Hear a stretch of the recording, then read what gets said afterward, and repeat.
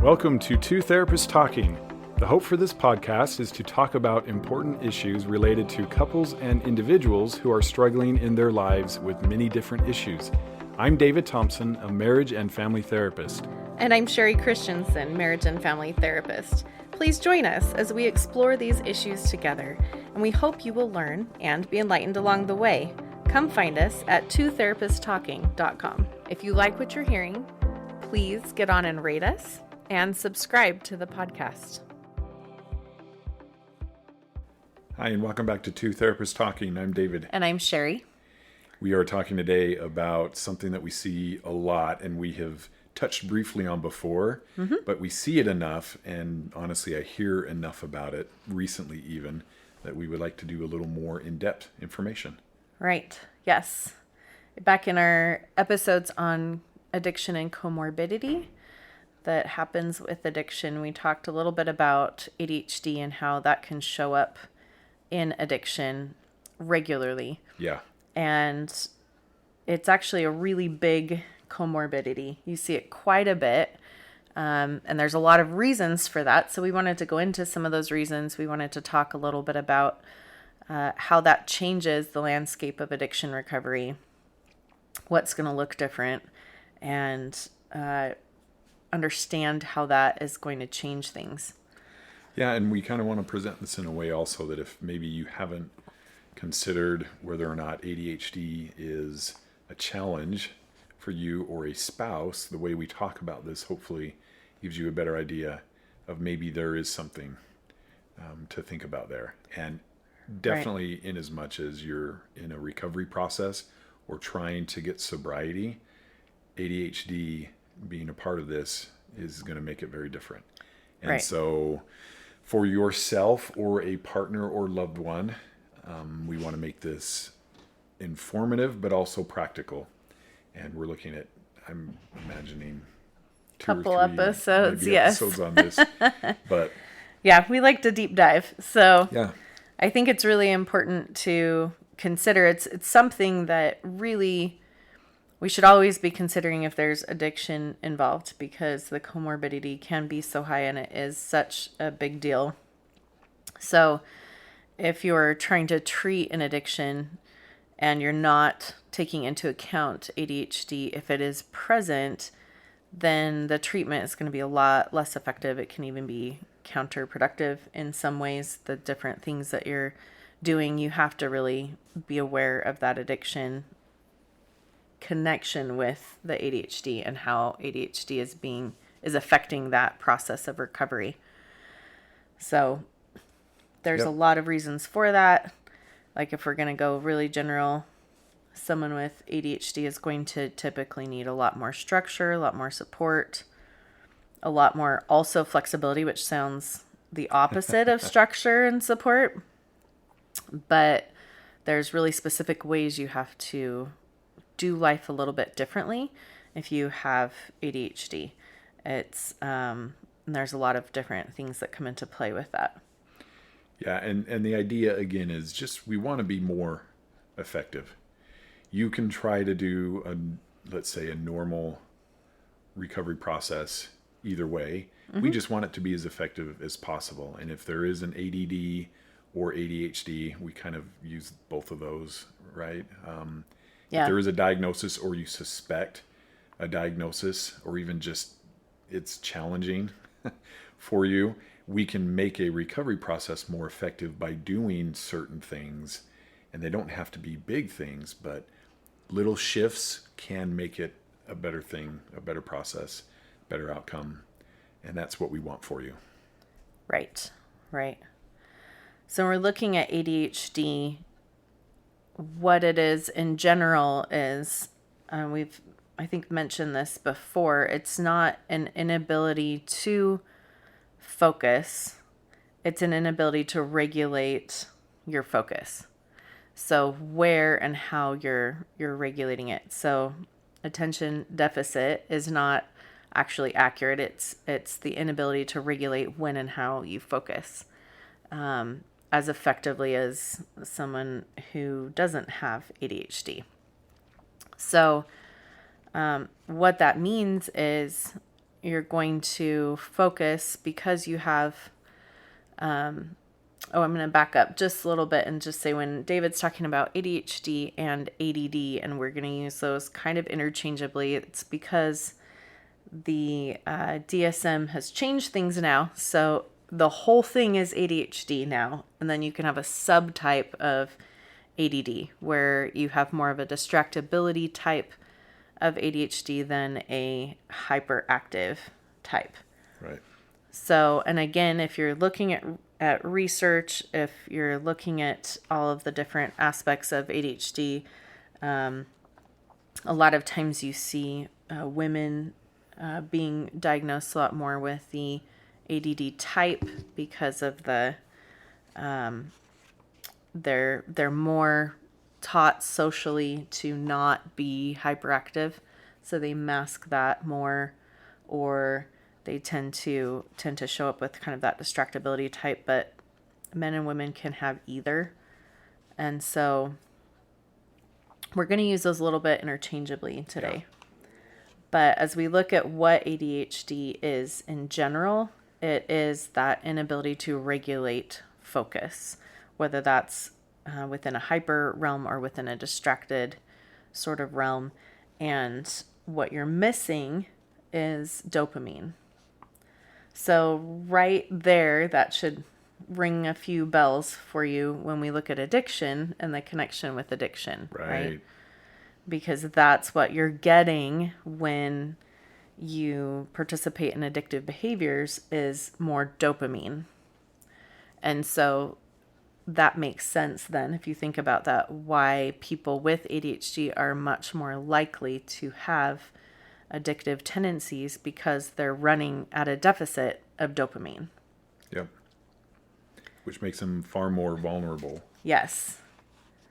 Because you're running with less than everybody else is. So you're kind of looking for those dopamine hits in life to try to bring you back up to more of a regulated space.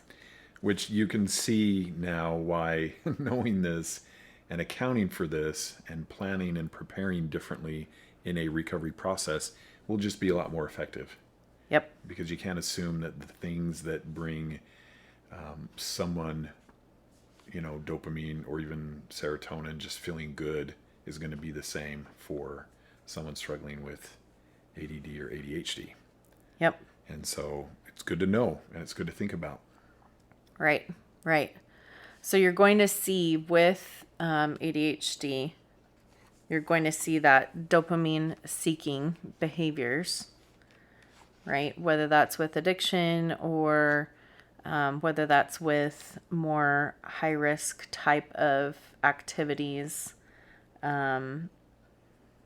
whether that's like downhill skiing or mountain biking or, just different things that are going to raise that dopamine level up and give you a little bit more stability with that high, trying to get the body back to a regulated space. Just in general life, you're going to see a lot of desire to go after the fun, the new, the novel that is going to feed that dopamine space for people with ADHD. So they're really going to like doing those kinds of things. And when you get to mundane, routine tasks that just have to be done, paperwork, those kind of things, that's going to feel awful. It's going to be really bad. Impossible, right? Yes.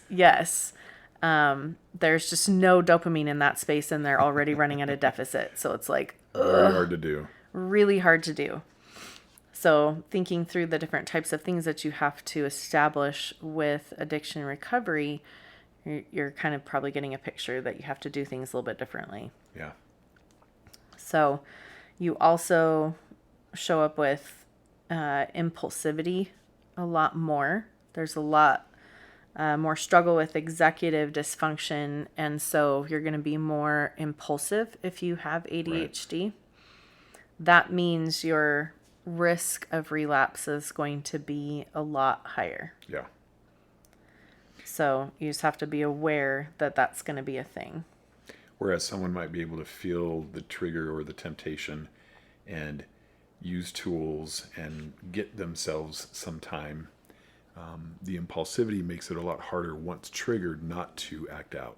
And again, all these things that we're talking about, they're supposed to be helps. Yeah. It's not an excuse to just like, well, Right. I'm impulsive. So, I'm right. impulsive, so deal with it. But it's also important, especially, if you're a spouse of someone who is struggling with addiction and ADHD, it's important to recognize, yes, this isn't an excuse. But also it is something you have to be aware of and have some extra grace for. Yes. So it's really important to kind of find that balance. That balance is always tricky. So with the executive dysfunction, also what happens is it makes it harder to plan things in advance. It's harder to follow those steps. It's harder to stick with programs and things that you're supposed to do long term. Putting things into habit is really difficult. Right. For someone who doesn't have ADHD, they can kind of put this in the routine and they get it going and they're good. Habit and routine with ADHD is much more challenging. They have to almost like redo it like every day. Right. Reestablish, rethink through all the different parts of a routine every single day. It doesn't fall into that habit and pattern like someone without ADHD. It's like, okay, well, I'm going to do this, and then I'm going to do this, and I'm going to do this, and I'm going to do And this, it's just and it easier kind of to flows. stay consistent. Yeah, Yep. much easier to stay consistent. Whereas with ADHD, it's like, oh, wait, and then I'm supposed to do what? And then I'm supposed to do what?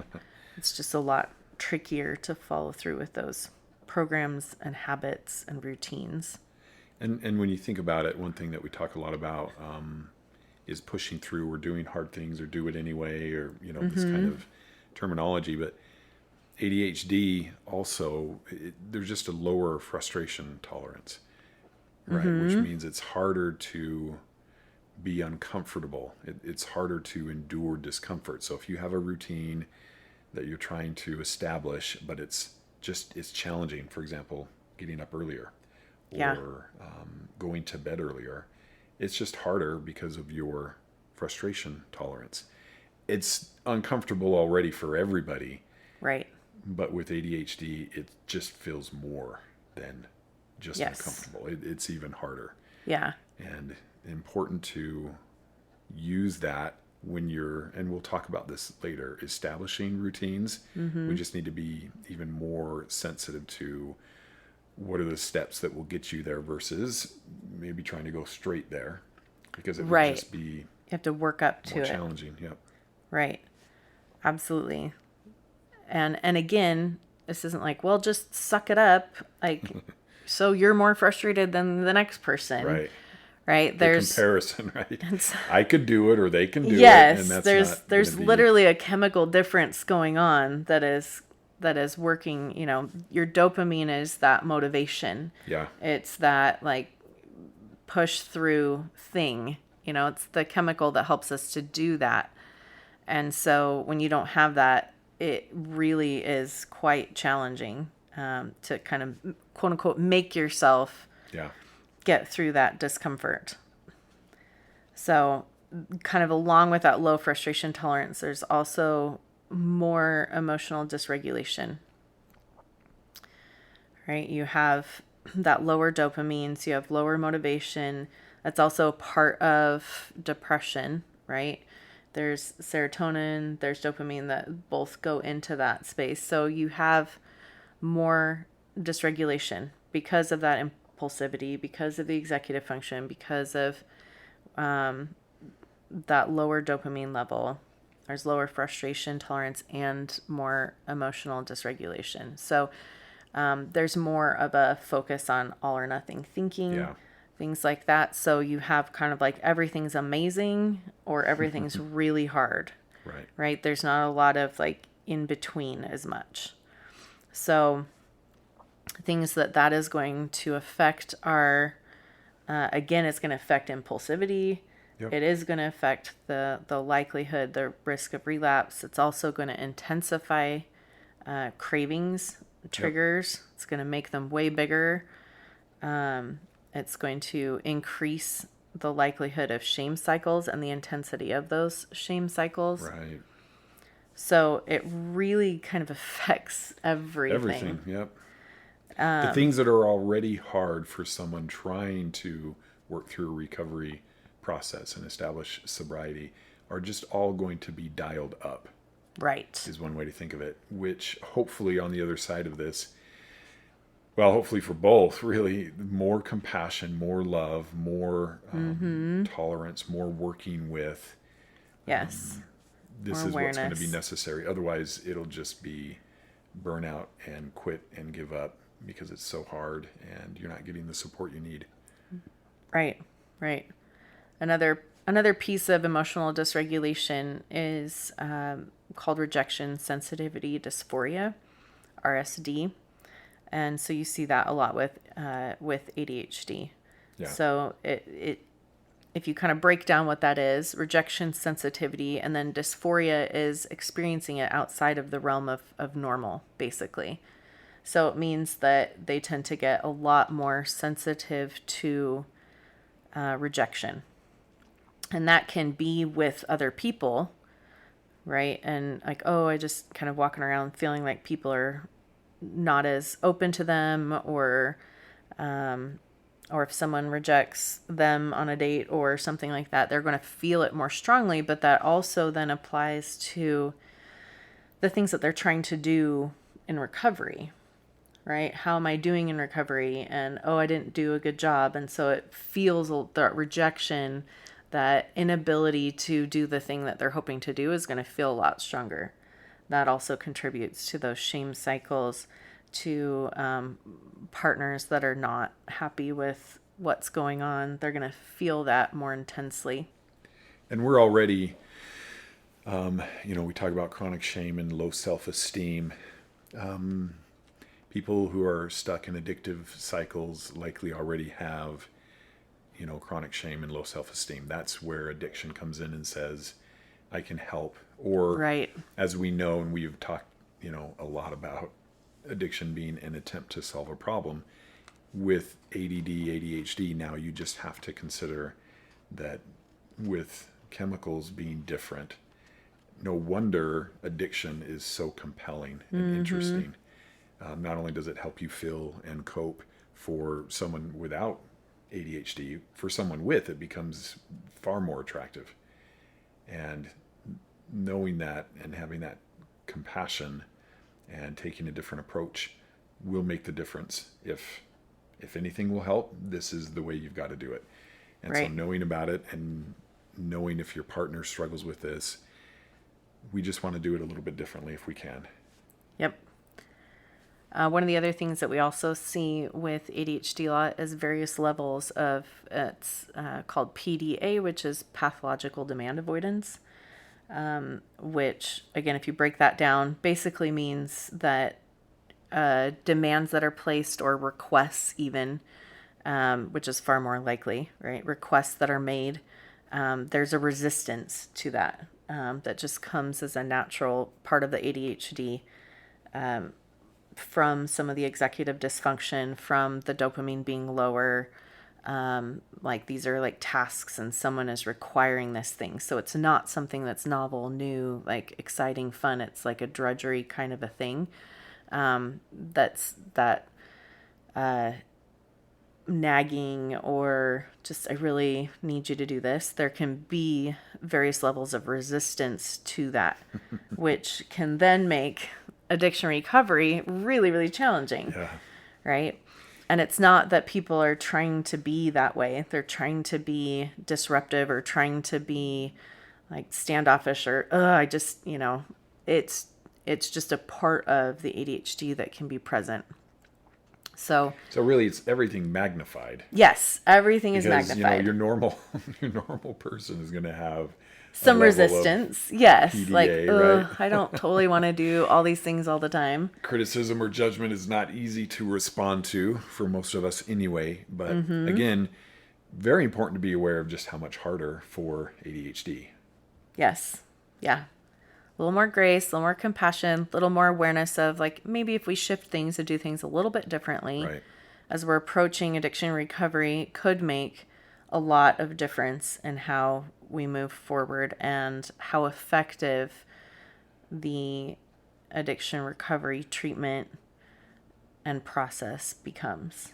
And it just, sort of forces you, if you're considering this for your partner, to really ask, what are you hoping to accomplish? What do you want for them? Why are you doing what you're doing? If it's out of anger, if you're in a protection mindset, we want to shift you into more of a reconciliation mindset and consider that if there's ADHD, we do need to, do what's going to help them as best we can. So just really consider why you would be helping or why you're doing what you're doing. Mm-hmm. And, with ADHD, maybe just even more of a empathetic approach to putting yourself in their perspective, and that'll be best for them anyway. And we've talked about this a lot. So really, you could almost summarize ADHD makes all the good things you need to do even more important to do yes, it. Yes. And the need for your understanding of why this is hard for them, even greater. And so please don't ever, especially with ADHD, take the approach that, they don't care. They just don't want it bad enough. They just don't try. These kinds of things are going to get in the way of the relationship healing. Right. Or yourself. If you're being too hard on yourself, that you're not where you want to be. Yes. If you're beating yourself up, if you're the person with ADHD and you're just really landing on yourself, right? It's just going to put you more into those shame cycles. It's going to lower the self-esteem instead of recognizing, oh, hey, I've got like things that are legitimately making this a lot more challenging for me to overcome, and I can have some grace for myself in that process. So just some things to consider as we're moving forward. We're going to talk a little bit in the next episode about what you can do now that we understand that ADHD makes a lot of this process a lot more challenging, and we need more support and understanding and flexibility and doing things a little bit different. We're going to start talking about, okay, so what are we going to do different in a process of recovery if we're taking ADHD into account? Yep. And treating it simultaneously with the addictive process. Yes. So join us next time as we talk a little bit about that. See you then. See you then. Thank you for listening to Two Therapists Talking. We look forward to sharing more conversations with you. Connect with us at twotherapisttalking.com or email podcast@twotherapisttalking.com. If you like what you're hearing, please get on and rate us and subscribe to the podcast.